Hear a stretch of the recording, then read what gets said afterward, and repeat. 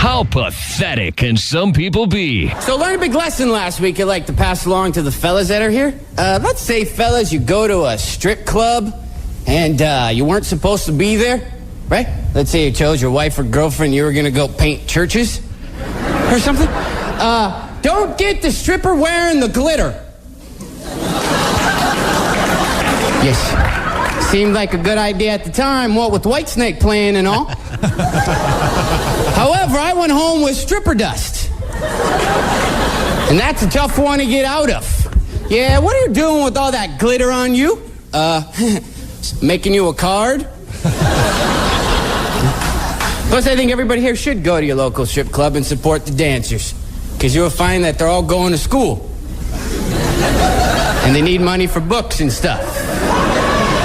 So you should give them cash, because one day you can be on your hospital gurney getting ready for your double bypass, look up and go, cinnamon? You made it. Nice job. Dumbass of the day. 93.3 KZOZ. This is totally something that one of my friends would have done in middle school or / high school. And we would have gotten in trouble for it. Or myself. I could see myself doing this. Officials at a Texas middle school said the student is being disciplined after hiring a stripper to perform at the school. Oh, God. How do you as a junior high kid get a stripper to come to the junior? He was hiding a stripper? No. He just called in the stripper and used his parents' credit card to pay for the stripper. The stripper arrived at about 11:30 last week on Thursday to perform at the school. Now, luckily, the stripper had the wherewithal to know that this is probably not an appropriate place for me to be practicing my art, and called the front office, and said, yeah, I'm an erotic dancer, and I was hired to come to the Noel Grisham Middle School at 11:30. I was just given an address. I didn't know that this was a middle school. And the front desk was like, oh, yeah, this is definitely a mistake. This would be very inappropriate for you to come in here. Sorry for the mishap. What was the plan? To have her, perform in the lunchroom and, or in the middle of the lockers, or? Yeah, I don't know. Like the thing is, the kid that ordered the stripper, he could have, he could have gotten away with it if the stripper was not of the right mindset, which sometimes strippers can be not of the right mindset because they got to pay for like a drug habit or something like that. Maybe he went too high end on the stripper. And she just shows up in the lunchroom and stands up on the table and starts going to town. The school official said that the student used his personal cell phone. The stripper said that the student used his personal cell phone to call the agency and pay for the performance with the parent's credit card. Yeah, see, that's where you made the mistake. He is now facing disciplinary action. What you have to do is get your friend's dad's credit card. And that's how you get it's so easy to Monday morning quarterback the decision to hire a stripper to go to middle school. The principal said that our staff handled the situation with the utmost decorum and professionalism. Of course you're going to say that because you're the principal. Does the kid get suspended? What happens? Well, he's facing disciplinary action. That's all it says. Saturday school. They're not allowed to discuss. What would you do? Wait, hold on a second. What would you do if you were the, I guess, is this a... I would laugh. I don't care. I don't care if I was his dad. I don't care if I was an administrator. You are about to enter the courtroom of Judge Jeremy West. The people are real. The cases are real. The rulings are final. This is Judge Jeremy. What is the disciplinary action? Now, remember, you're not in a court of law. You are a middle school administrator when you are not a judge in this one. What is the appropriate punishment that you would receive? Now, let me tell you. Do you want me to give you something to set precedent? Credit card fraud. Did you ever get suspended for any reason in middle school? No. I'll give you something to set precedent on. And this is the only thing that happened that I got in trouble with, is I had to do these dumb assignment sheets in middle school They were stupid.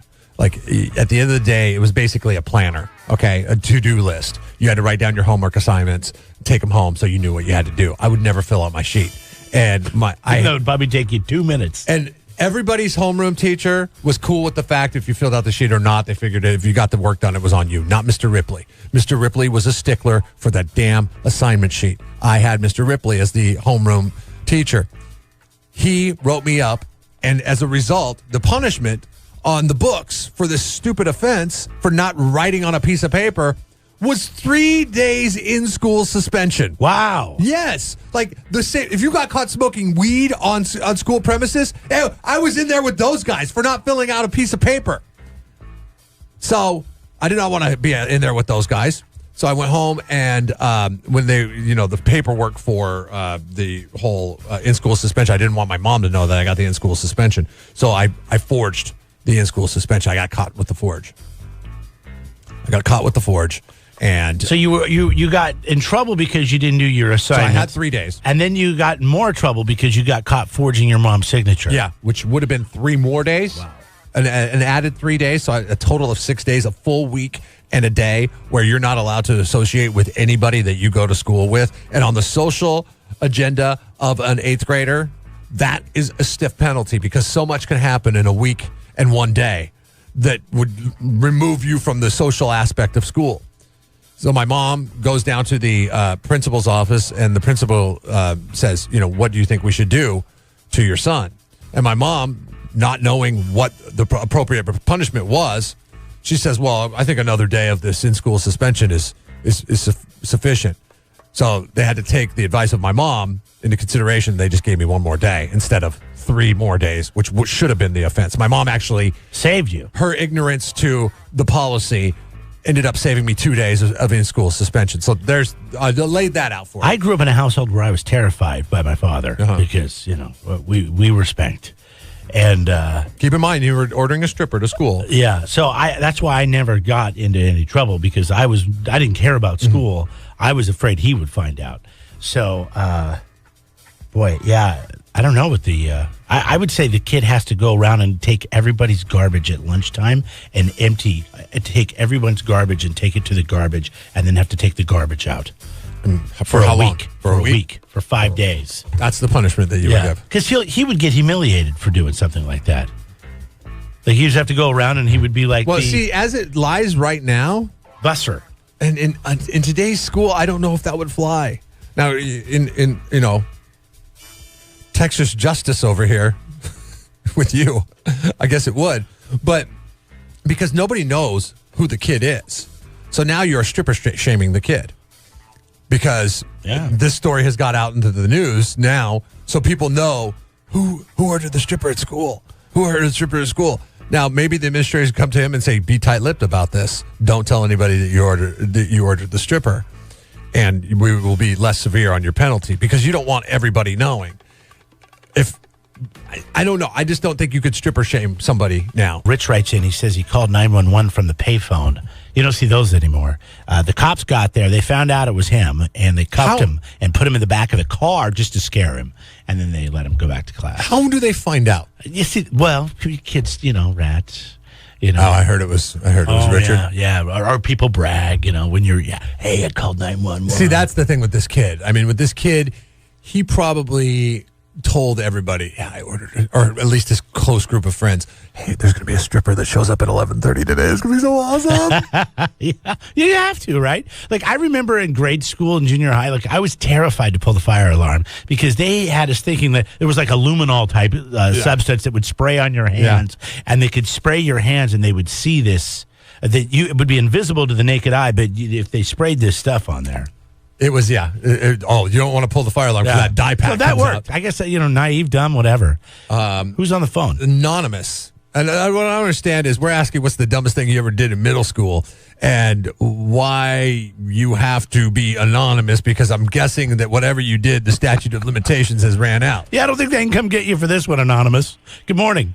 All right. Okay, so I had a bit of a temper when I was a kid.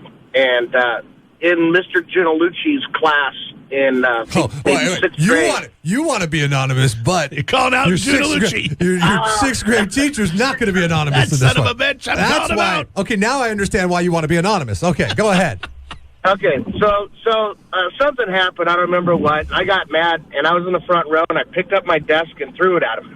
Oh, wow. Literally threw him at the teacher. And then he cleared the whole classroom. We're on the third floor of Mission School, and he pushes me up against the window that has those metal grates. The metal grate fell to the ground 3 floors up. I'm looking out the windows. He looks at me. He pulls me back inside and says, "I won't tell if you don't tell."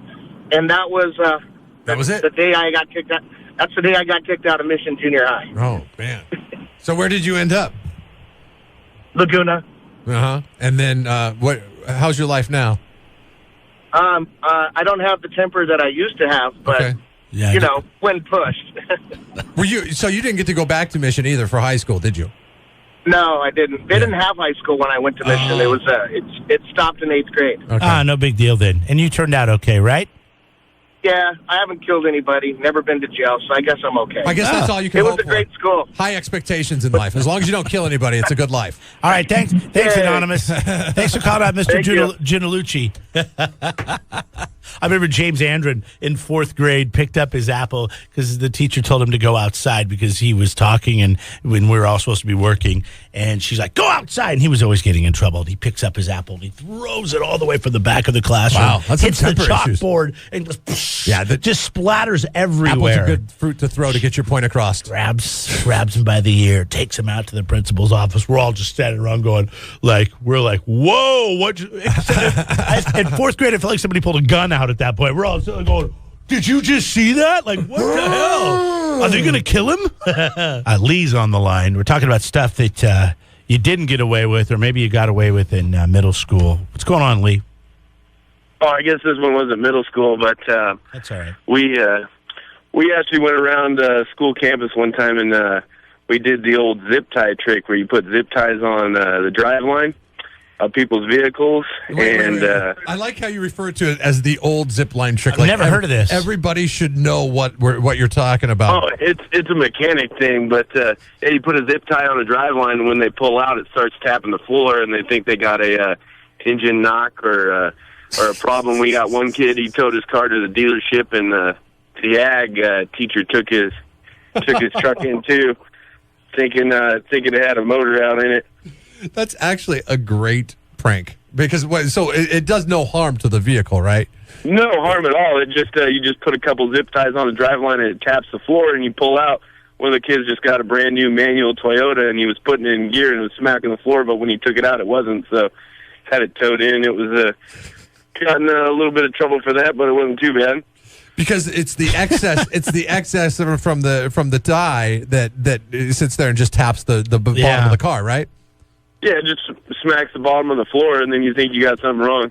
Terrible. All right, Terrible thanks, people. Lee. I used to go into my friends' cars and take the main plug off the distributor cap, and then that way they wouldn't be able to leave if they were You did it to me in college once when we wanted to leave. And me and my buddy, I remember we were hungover. I had a migraine headache. And we go to start the van and nothing. I mean, not even like a dead battery click. And I'm just like, what the hell's going on here? Ernie's like, he's hungover. We just wanted to go back we were in college and we were about 3 hours away. And we're like, we just wanted to go home and like eat McDonald's and lay on the couch and get out of this camping situation. And and she's like, they unplugged the distributor cap. Jeff does this all the time. When you go camping with me, you don't leave, okay?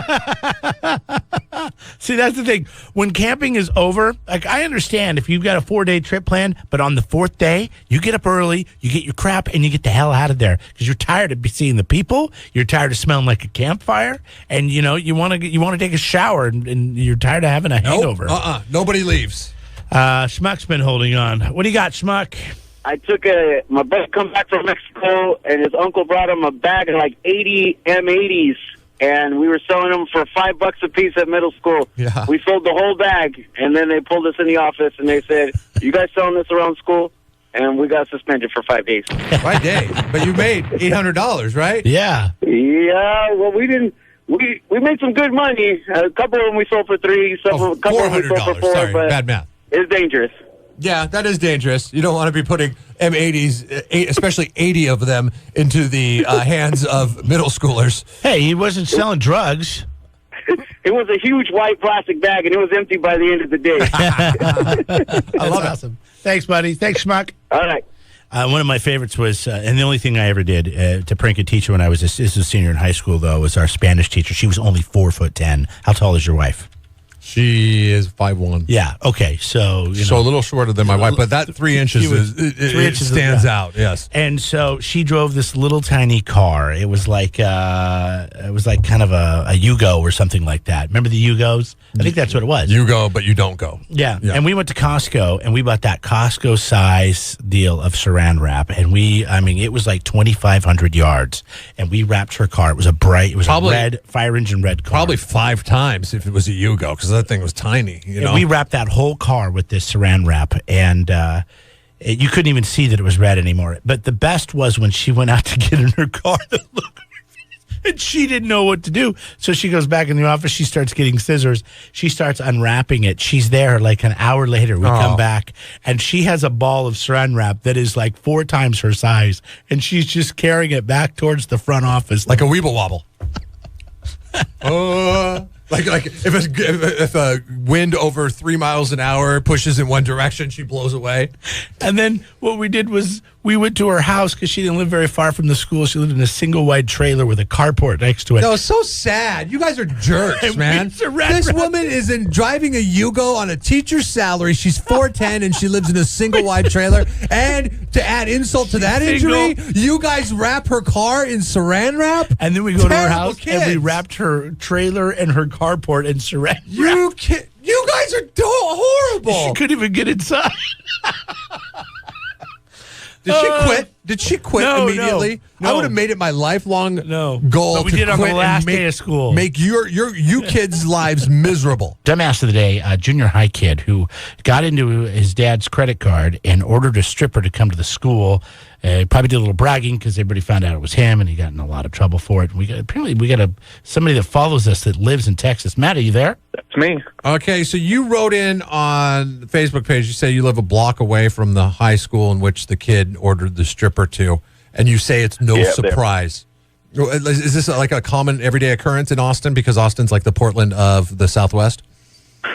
Yeah, kind of. Honestly, it's people looked at it and there was like maybe 2 seconds of outrage, and then everybody else was just kind of like, just give that kid a medal. Honestly, there's cabarets all over town, so there's obviously a market for it. Cabarets all over town, is that what they call them? That's what the gentleman clubs out here called, are cabarets. Yeah. Do you have a Foxes out there? Jeremy's I've never heard of it, to be honest. strip club chain enthusiast. Well, in the Northwest, we had Foxes, thousands of beautiful women and one ugly No, that woman. was Deja Vu. Oh, that was Deja Vu. That was Deja Vu. Oh, never mind. Foxes was, never mind. Foxes was in Spanaway. Okay, never mind. Different town, different strip club. Deja Vu. Do you have Deja Vu? No. Do you have Spearmint Rhino?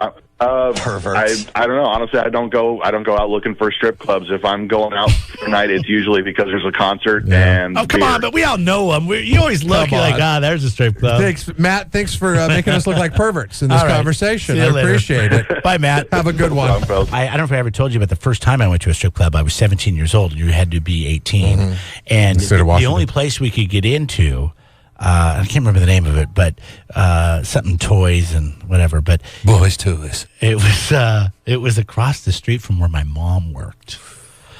Well, that's playing with fire, my friend. So there was we had to get in there, and I was the only one that drove. So we all went in my car. So we hit the stoplight. I come right around the corner. This was probably in 8th grade. I hit the turning lane. I bounce in there, and I park around back. You went and bought everybody beer and said, "Come on, let's go to the strip club."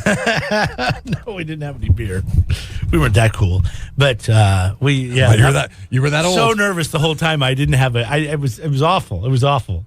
Until you walk in and you see your first topless girl on stage, and then everything else is gone. Like the whole world you've escaped. Where you're at, what's going on, all the pressure and risk that you took to get there, until it was for at least a couple minutes. We're talking about the dumb things that people have done in high school. And the 805 Beer text lines, Hank writes in. Says, when he was a freshman in high school, the policy was for lunch that only juniors and seniors could leave campus. So one day, two of his senior friends who were girls asked him if he wanted to go out to lunch, but he was a freshman, so he was scared to go. Yeah, but it's two senior girls, right? You can't turn down that opportunity. Yeah, we're going. Are we going to your house? Not only you are a freshman and you have two senior girls asking you to go to lunch with you, but also they drive, okay? So not only is there potential there for it's all over the place, you know? I mean, there's so many pluses. You can't even look at whatever the minuses are. Yeah. But he was scared to go. So he went, and it felt so good that when he got back, the principal, who ended up knowing him well, rode up on his bike when they're coming back to the parking lot and asked him, was it worth it? And I said, yes. Absolutely, it was worth it. I got 3 days of detention, but the girls were cute. Yeah. There's something, and if my son comes home and say that's the policy at high school. My son comes home, says, Dad, two senior girls asked me to go to lunch with them today. They loaded me up in their car. I didn't say no, even though that's the policy. I'm suspended for 3 days. And he said, but they're senior girls. I'm like, okay, I can't really fault you for that, son. Am I going to pile down on him? The school's already done their punishment on that one. That's their policy. I think my first question for my son at this point is, and I'm with you, is did you use protection? Oh, God. Are you assuming that happened at lunch? That's all I thought about in high school. That's all I thought about. So every time, ninth grade on. So at Bethel High School, every time somebody left for lunch, they were having sex? If you were coming to my house. What are the pregnancy rates at your high school? They were probably higher than they should have been. But no, it's just that's the way boys think when, they're teenagers. It's like, hey, these two girls, what you're telling me, if you're in this situation and these two girls ask you to go to lunch with them in their car, you're not thinking, hey, something could happen here. We might hook up. I'm thinking that might happen, but I know the reality of the situation. Every time not going to happen. Every time I thought it might happen, it never happened. Good morning. Jeff and Jeremy in the morning on 93.3 KZOZ.